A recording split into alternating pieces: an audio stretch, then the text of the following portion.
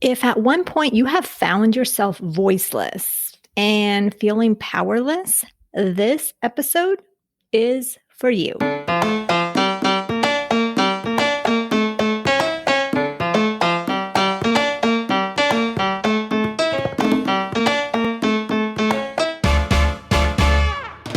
Yes, you are here. Bienvenida to the Her Dinero Matters podcast, a mixed language podcast hosted by me, Jen Hemphill, to help you become the reina of your money and love your dinero more.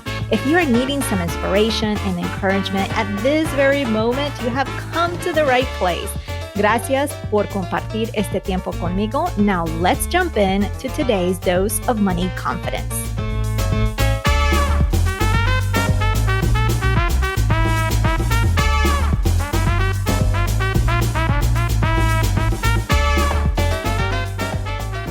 Bienvenida. I am so thrilled that you are here, that you chose this podcast amongst all the options that you have out here. This is Jen Hemphill, your host, and today we have another powerful conversation. Listen, I know that we each come from different walks of life. Our own journey is unique. Maybe we experienced some traumas and have had a difficult time navigating them. Maybe we have had our moments where we felt powerless and voiceless. Today we have Hilda Zamora, and she shares with us how to find our voice because in doing that, we can change the trajectory of our life and take control of our narrative. When you do that, taking control of your finances will come so much easier. Let me share with you a little bit about Hilda. She was born in Mexico, immigrated to the United States with her family at the age of 5 to work in the fields with her parents and 5 siblings from sunup to sundown. Today, she is known as the legal giant in her community, and she works on behalf of what she says, the voiceless and powerless in the Coachella Valley. ¿Lista? Vamos a conocer this reina of her money.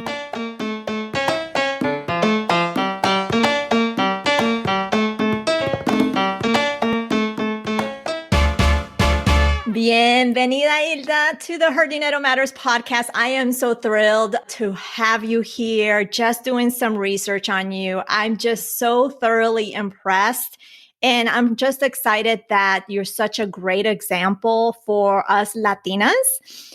So I'm really thrilled to have you here and to learn more about you. Oh my gosh, thank you so much. Es un honor estar aquí. Muchísimas gracias por la invitación. Thank you so much for having me. I really appreciate that. Oh, no problem. Well, let's go back in time because this is what we do. We go back in time. So take us back when maybe you're a little girl, or just tell us a little bit about your upbringing and maybe some specific experience or event that happened that really has shaped you and how you view money, where it's just today, you know that the decisions that you have made or are making come back to that specific event, experience, memory. Take us back. Absolutely, Jen. Let's go back, right? Jen, I take a lot of pride in my story and my roots and where I come from. And I had many, many experiences like many of us. A lot of them are very negative. But I think the beauty of life is transforming those negative experiences to something positive.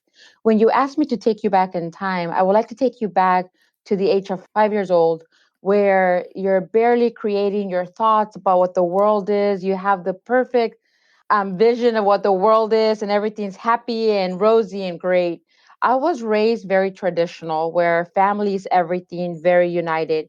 And I was always taught that my elders are people that we respect and that we trust, our ancestors. Mm-hmm. And I did just that. At a very young age, at the age of 5, Jen, I was sexually molested by one of my uncles. Oh. Heartbreaking. It destroyed my life.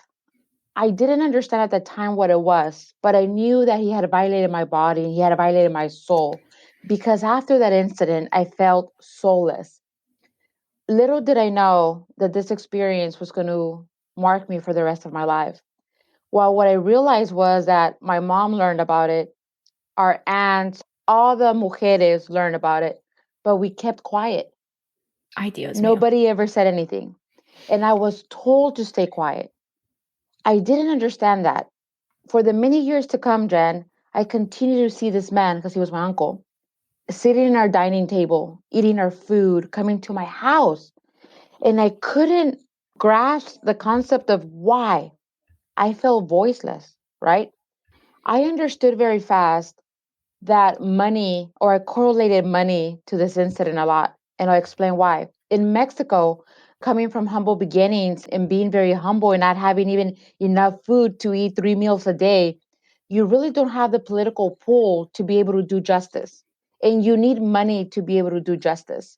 For the longest time, I created this negative belief about money, because I felt that because I didn't have the money, I didn't get justice and I was voiceless. So as I was growing up, I continued to formulate my thoughts about what I knew, right? Where money didn't grow on trees, we didn't have any money, and most importantly, that money was the root of all evils. And I hated money because I didn't have it, because I thought that had I had money, had my family had a background of money or a last name with a meaning, that I would have been able to buy justice, and I never did. Wow. Yes, people take sexual assault experience in many ways. People take it in a negative way. People destroy their lives. They become addicted to alcohol, to substance abuse, because they cannot control the emotions, because it really marks you for the rest of your life. So as I was formulating being a young woman, I remember I began to formulate these ideas about keeping quiet, right? And I had no voice. So I began to do the exact opposite of that. I didn't want to keep quiet. I wanted to have a voice. And I was able to understand that money was not negative. That money, in fact, was something beautiful that will give you the opportunity to do great things in life, and that you could do so much good. You could help the world. With money, I wanted to change the world and do things that I wish somebody would have done for me when I was 5 years old. Oh my goodness. I'm just speechless. One, I appreciate you sharing and being so vulnerable with that story, because maybe you've told it before, but I'm sure it's still not easy. It's not Right, easy, or maybe it's gotten easier. But I mean, I'm like, I can't imagine. So I appreciate right, that. And I find it so powerful, because I had some questions. I'm like, oh, well, she already answered this, because I find it so interesting that that experience and the connection to the lack of a voice, and the connection hmm to not having that money for that hmm justice, which you're a lawyer and you right, actually fight for justice. So I right, always say in these interviews, I always find there is some sort of connection, correlation between that upbringing, and even with the finance part, or, the right. dinero part, to what you're doing today. Right. Correct. And this is just so powerful. And one of the things also that I know about you, you're an immigrant, you were working on the fields Right. with your parents as a little girl. And I read that you also were born with the belief that if you were born poor, you died poor. Así era mi abuelita. She and I grew up with just modest. I mean, we didn't lack things, but it was that mentality. I think that there was so much struggle that was what we expected. Money was always going to be a struggle, right? Right. Yeah. And I think it goes with like our generational beliefs and limited beliefs of poverty, which is like the root of many of our traumas within the communities of color. And I believe that it's time to change that. We have to change that. Right. So, how did you go about changing this belief? Is it over time? Was there a certain day that you said enough is enough? Because I know as Latinx or people of color, or even just, I'm thinking you being an immigrant, you can speak more to this. Like, how would you help other immigrants have that same mindset, or Latinx in our community? How do you go about just changing this belief? How did you do it for yourself? I guess let's start there. Absolutely. It was a pattern for me, right? So first the sexual assault that I experienced, and then as I was growing up working in the fields with my parents, we got exploited, girl, all the time. We were promised one rate and we would get paid another rate, and it was always ultimatums like you either take this or we'll call border patrol or you guys can find another job. And we didn't have the luxury of looking for other jobs, right? Because of our immigration status. So Mhm. we took whatever we did. And I saw that growing up, right? That we were always like poner la cabeza abajo. We would always listen, would always quiet. And growing up, I didn't want that. My parents always taught me to be not to be submissive, but to be respectful, but at the same time, kind of like to like just be happy with the little that we had. And I Mm-hmm. wanted more. And not so much materialistic, Jen. It's not about material stuff. I just wanted more for future generations because I believe we were meant for more. So Mm-hmm. what I did is throughout like high school, I was not your typical high school student that wants to have fun, I wants to party. I was very like mature very fast. And I was all about researching and I was all about how can I change this? And just because I was born from humble beginnings doesn't mean my children or children to come or from other generations are going to experience the same things that we experience. So I wanted to change that. So what I did is I started working on myself and literally like meditating, quieting my mind, journaling. I literally will go through like every different phase of my life and years. And I was looking for those patterns that correlated back to the limited belief about dinero, right? How, well, we shouldn't want to have more money than what my parents have. I should be grateful for the little that I have. Otherwise, Dios me va a castigar because I want more. And I started to really stop that and be like, you know what? God, whatever, the universe, whatever you believe, wants the best for us. And Mm-hmm. we have the power to change that. And I was able to learn through a process of pretty much working with myself and my patterns and really dissecting what it was that was stopping me and what barriers was really blocking me. And I started to change the mindset. I started to foresee my future. I started to visualize my future where I was una mujer poderosa. And mujer poderosa in the sense where I was going to help otra hermana mía, pull her up Mm-hmm. and climb the ladder together and unite each other and helping each other up to up level instead of like being negative and just being complacent with what we had. That is very powerful. Do you see, because on my end, of course, I work in the personal finance space and I'm just seeing more Latinos, more Latinx talk money, which I love because Yes. we need more Latinx people talking about Hmm. finance Yeah. because just a few of us is not going to do it, is not going to cut it. I'm curious. And the other thing is, Latinos, our community, that wealth gap is huge, right? In terms in comparison to the whites. Correct. Of course, I have my own theories Yeah. and thoughts as to why that is, but I'm curious, do you see a change on your end? You're a lawyer. Do you see with our community changing perceptions of wanting more instead of, because I grew up with that, no necesitas más, tienes que agradecer por lo que ya tienes. No, that's how I grew up. Right. So Yeah. if I had more, I feel guilty. So I'm curious, are you seeing a shift or a change in our community? Because I feel like I see it, but then again, I'm ingrained in this space. On your end, are you seeing a shift in terms of us, our community wanting more and being okay with building wealth and having more?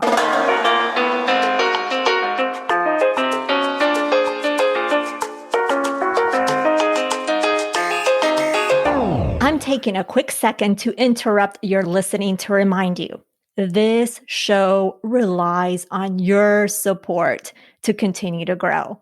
If you get a ton of value, it would mean everything if you can hit the follow button on wherever you listen to, share with a friend, and give us a quick and honest review. Gracias y te mando muchos abrazos.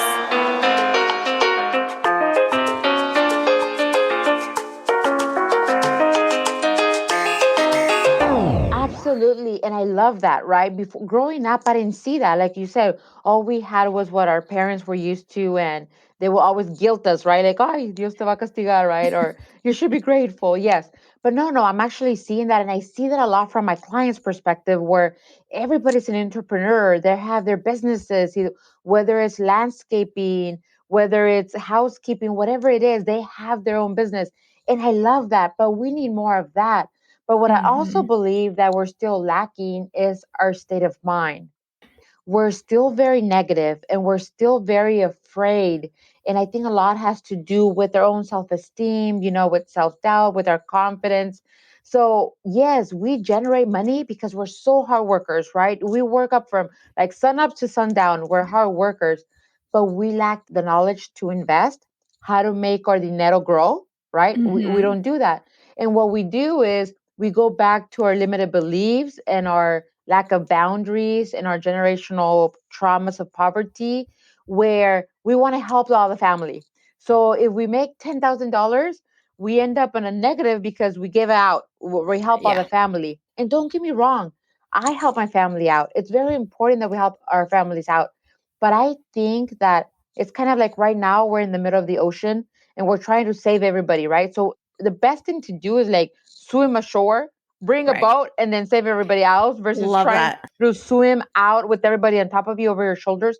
And that's what we do. And I think it goes to our state of mind where we have to acknowledge that we have what we deserve and that if we have more money than our siblings or our parents, it's because we deserve it and because we work hard for it instead of guilting ourselves and pretty much letting it go, right? So I think, yes, to answer your question, we're growing, we're becoming entrepreneurs, we're changing our state of mind with money, but we're not quite there.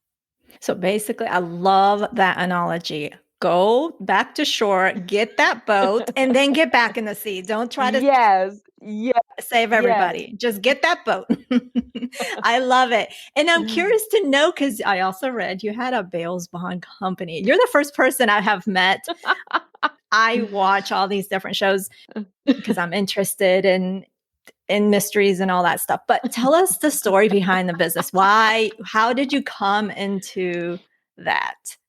So I go to UC Davis for my undergrad and I come back and I'm just as broke as when I left. And my dad at the time has passed away since, but he was not very supportive of an education because he didn't believe in one. He believes, Mm, look, going to school is a luxury. You're not rich. Stop pretending that's going to change one day, right? You have to be working in the fields with us. My dad saw like I needed to bring in another check at home versus a career, right? They didn't believe in that. So, anyways, when I come back, I'm just as broke as when I left. And now I have to continue being broke because I have to go to law school. And I can't afford to go to law school. My parents were making like $230 a week, girl. So they couldn't even mhm. afford to pay a tax for my law school. So I needed to do something, right? I didn't know how to do anything else besides something within the realm of law. So literally just one day I went to a local because I didn't own a laptop with me or a cell phone. That's we were still really, really limited in our income. So I went to the local library and I did some research about the bail bonds because all I saw was TV, right? The bounty hunter back in the days. And I'm like, well, let's see how it works. I did some research. I discovered you needed a surety company to be able to start that. So I got some information on the East Coast of bankers insurance.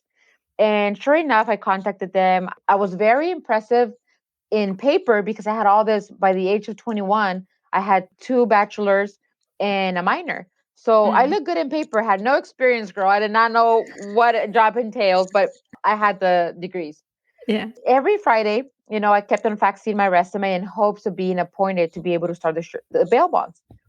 After like the third time I sent my fax over, I get a call from the vice president of the company pretty much telling me, look, little girl, you have no idea what you're getting yourself into. This is a very high financial risky business and you're crazy. You have no experience. You obviously have no money. We're not interested. And I was like, oh no, no, You just told me no. yes, like I'm not going to take no for an answer. So, girl, for the next month, I religiously will take my bike and I will ride my bike from the little ranch where we lived up to the nearest store, which was probably like 2.5 miles or 3 miles each direction. And I will get my $5 because I would get charged $5 to send a one-page fax. And I would send it to this guy every single day. Same resume. Finally, after like another 3 weeks, the vice president calls me back and says, you're not going away, are you? And I said, listen, one day I'm going to change the world. I'm going to become an attorney and I'm going to empower people and I'm going to help everybody. I just need you to help me out. So he says, and I'll make it really short and sweet here. He says, look, do you know where Riverside is? I had no idea where Riverside was. Okay. I lived in a little bubble in a ranch in the middle of nowhere. So I said, no, but I've heard I'm really close by it. Don't worry, I'll find out. He's like, on social date, I'm going to be there. You're invited to go. We can meet, but you have to promise me something. After that meeting, if I decide not to employ you, you have to stop sending me over your resume. Not interested in your resume. I said, okay, great deal. So sure enough, The time comes, I go.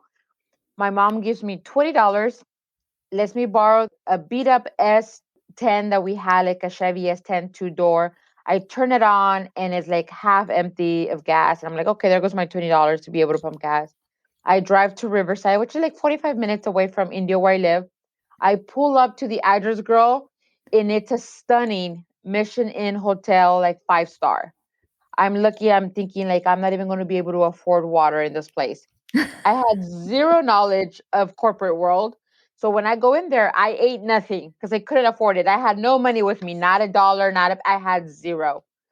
I met the guy and they offered me, they were having lunch. They offered me, they had an array of different dishes. And I was like, nope, because I didn't know it was free and I couldn't afford it. I had no money. So I'm like, I'm just here for my appointment. Well, thank God I walked away with an appointment that day. Okay. That A is month later, amazing. I opened up the bail bonds, which was a very lucrative business. So you pretty much post bonds for an individual that's being arrested, and then you get a percentage of that. For example, if it's a $50,000 bail, the families had to pay $5,000. From that $5,000, you get a percentage, and the surety company that provides you with the money gets a percentage. It Mm. was very lucrative. The first year that I was in the bail bonds, I was able to enroll into law school. And I was pretty much working during the day and my bail bonds. And then I was commuting at night every other day. For 4 years, I commuted to and from Irvine, where my law school was. Wow. That Yes, is amazing. So, literally, the Bales Bond Company was your path to law school in terms of exactly. financially. Yes. And I was Amazing. very smart at that time. Now I'm 22 years old and I know I have to invest. And in part, I want to say like probably 50 to 60% of my finances are going to law school. But the rest Mhm. of them, I was able to buy my mom a home where Oh she my still lives gosh. there. I bought my mom a home because they never owned their own home. We always rented or we always stayed in a home where my parents worked. They always had Mhm. like the small little villas for the employees. And that's where I was raised, in the orchards Right. in the middle of nowhere, small little trailers or small little casitas. Wow, that is so amazing. I appreciate you sharing that. So you've become an attorney. You are known as La Defensora del Pueblo. So how did this name come about? I'm curious. Again, right now it goes to power and being a voice to people. And I want to be that person that I wish the little girl had when I was growing Mm, up, not only in the experience that I had at the age of 5, but also growing up, right? I never had anybody to look up to or to speak for me. So I began to take the cases that a lot of attorneys wouldn't take because either the money wasn't there or it was just a lost cause for them. But I believe in my client. I believe in my people. I could relate. Era mi gente. I just couldn't leave mhm, them behind. So I started fighting for that. And it came very quickly. I began to build a reputation where I was winning cases that a lot of attorneys weren't winning or they were giving up on. And most importantly, I had a huge connection whenever I was going to jury trials. And I think the connection that I had with the jury trials was that I was speaking from my heart. And I mm, honestly believe my client's story, right, and I was right. walking people, I was giving, meaning like not guilty verdicts, that was allowing my people to have second or third chances in life. And to me, it was not just about winning. Even if I lost the case, I just wanted to make sure that I gave them a voice, that their story was heard, and that, yeah, their story was heard. Because a lot of the times, the prosecution just focuses on a certain date, a certain time that you allegedly committed a crime, but you don't know what's behind all that. And there's always an explanation, Jen, as to why people do the things that they do.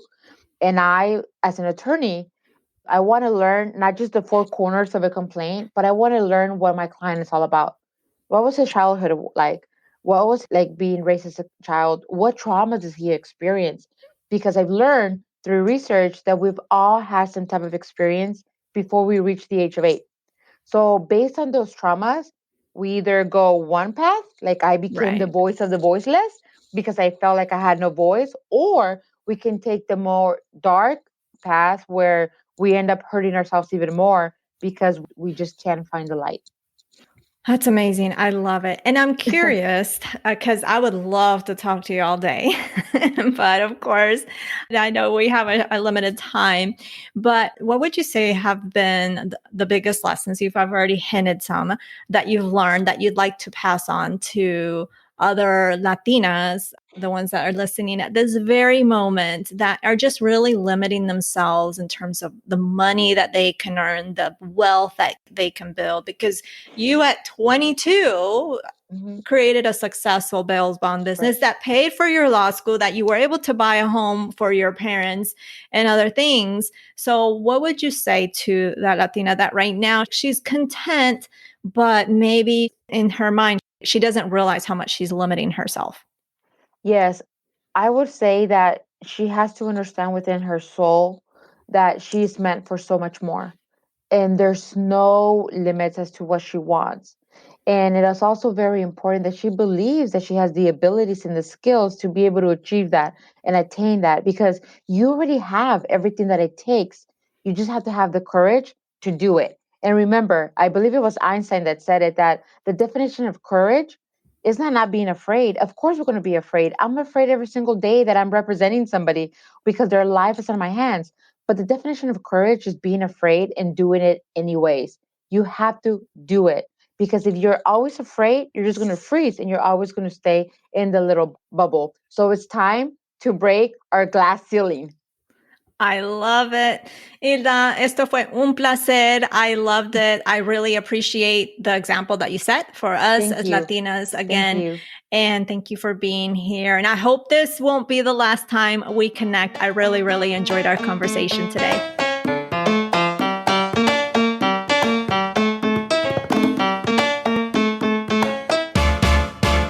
That is a wrap for another powerful conversation. And I hope that you found that conversation as powerful, insightful, and valuable as I did. And I hope that you just latched on to the value she brought and the wisdom she brought. You could connect with Hilda over on her Instagram, which you look for Hilda_Zamora_. But of course, as always, I will have the link for that in the show notes. If you found this episode valuable, you will love our new limited series about budgeting. It's called Budgeting Truths Uncovered. And listen, a budget gives you a good understanding of your money, gives you confidence. And if you have been struggling to find your voice with money, this private podcast helps you in this. We explore the world of budgeting, discover the truths of budgeting that almost nobody knows about or talks about. And if budgeting has been a sore topic for you, definitely sign up for this free private podcast. You can do that at jenhemphill.com/limited. And of course, the link is in the show notes. Next week, we meet Carmen Ortiz McGee, yet another Latina that you absolutely have to meet. She is helping us and other underrepresented communities enter careers in private equity and hedge fund firms, which really what this is doing is opens up the opportunities for Latinas to create more wealth, to create more generational wealth, to minimize that gender wage gap. So stay tuned for that episode next week. Bueno, pues, that is everything. Thank you so much for supporting the show, for listening to the show. You can check out everything, all the show notes at jenhemphill.com/292. That is jenhemphill.com/292. Remember that being the reina of your money starts now, at this moment, at this very second, simply with claiming it. I believe in you, and so should you. Nos hablaremos el próximo jueves. Chao.